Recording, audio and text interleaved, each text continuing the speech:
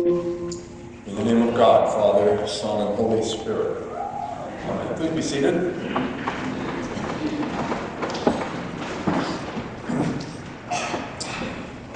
In the Anglican Communion, which we are part of, the clergy person who's in charge of a cathedral is called the dean. The dean of our cathedral here in Connecticut, Christ Church Cathedral in Hartford, of which you are all members. Every Episcopalian in the Diocese of Connecticut is a member of Christ Church Cathedral. The dean of our cathedral is named Miguelina Howell. She is known as Lena. Lena Howell is a really remarkable person. She's in her 30s. She is someone with a very profound spirituality, a great pastoral sense, and she's also a terrific administrator. This is a very unusual combination. She's just an amazing asset to the Episcopal Church of Connecticut. She's the first woman to be named dean of the cathedral in Connecticut, and the first Latina, she is from the Dominican Republic, to become dean of any cathedral anywhere in the Episcopal Church in this country. Lena was elected dean about 3 years ago, and I happened to be a member of the committee that oversaw the process of that election. She had been the acting dean for a while, and from the start, I don't think anybody really doubted that she would be elected, but we on the committee did our due diligence, part of which was to interview her. And in the course of that interview, she said something that I will never forget. We had a lot of different kinds of questions, and we were asking at one point about office management. It got very granular. It was a nuts and bolts kind of question about how she worked with staff, to which most people would have responded by talking about situations that they had encountered in the past, administrative ground rules they like to work by, concrete things like that. I know that's the kind of answer I was expecting. But when Lena heard the question, she paused and thought for a second. And then she said, "First and foremost, I am a disciple of Christ." So in explaining how she dealt with co-workers on a day-to-day basis, that was what she felt it necessary to say at the outset. That's what we had to understand first in order to understand anything else about how she worked. And what struck me particularly about it was how readily and simply she connected her faith with the practical, even trivial, circumstances of her life, and thereby demonstrated how clearly she understood discipleship, what it means to be a follower of Christ, that it has to do with how we live our lives every day.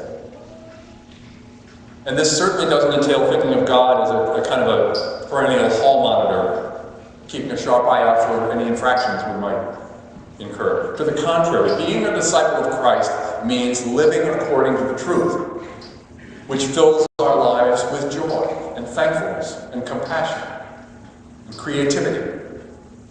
If we really understand that the gospel is the truth, the good news, it can't be otherwise than that. Along with that, discipleship involves commitment. That's why Lena had to stop and think before answering the question, because she knew that there was that commitment first.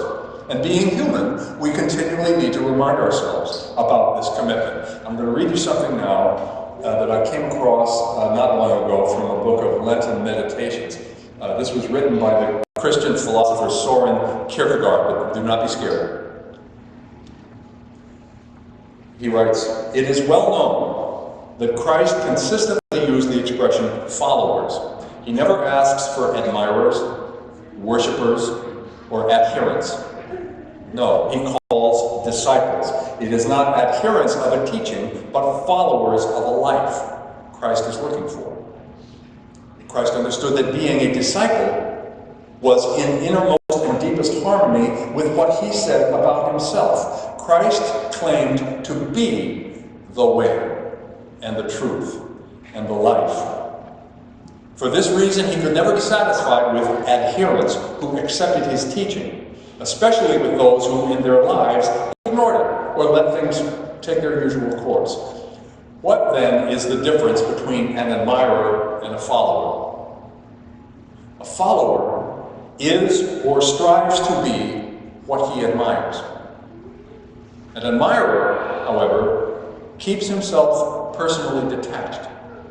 He fails to see that what is admired involves a claim upon him, and thus he fails to be or strive to be what he admires.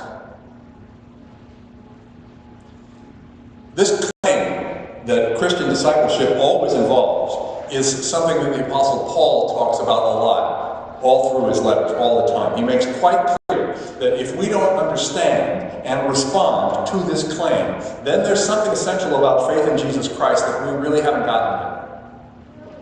In 1 Corinthians, he says, "Do you not know that your bodies are members of Christ?" Paul knows that we disciples of Christ are Christ's hands and eyes and brain and heart in this world. Christ's mission is our mission.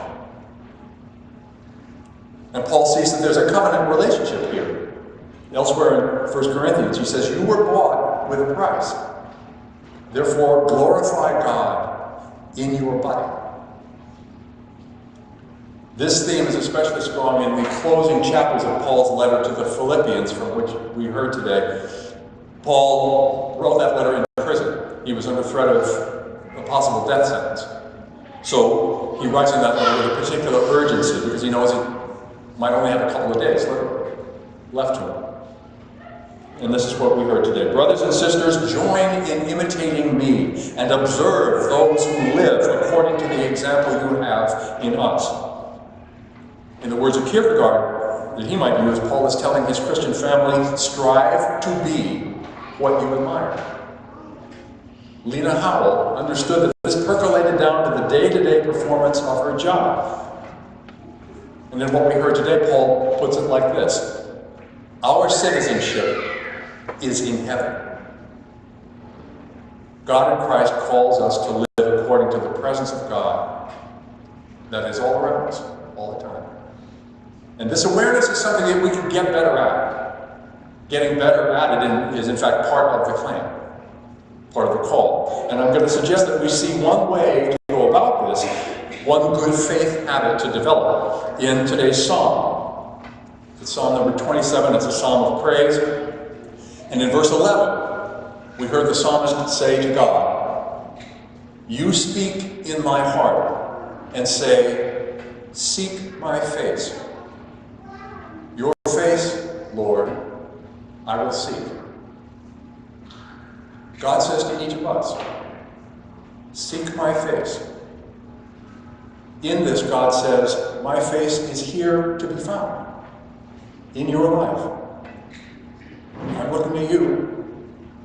Yes, you.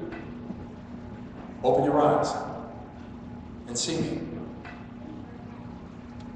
In the Episcopal Church in Connecticut, at the conclusion of most gatherings, meetings, retreats, whatever, it's been the common practice of our bishops before the closing prayer at the end to ask people to offer appreciations, learnings, and regrets about the day's work, whatever it was. But recently they've changed this. They have started asking instead that folks share their experience of God's presence in the time that they've spent together. I've heard people talk about God's presence in the naming of an injustice that happened, in an anthem sung by a children's choir at lunch in the Camp Washington dining hall, in the tranquility of the frozen stillness of the winter landscape around them. When you put your mind to it, it's not hard to see the face of God. Certainly last week, we all saw the face of the suffering Christ in the 49 people slaughtered while practicing their faith in Christ Church, New Zealand. The face of God is all around us, all the time, in the infinity of creation. Let us remember always to seek God's face and to rejoice in our lives as disciples of Christ. Thanks be to God. Amen.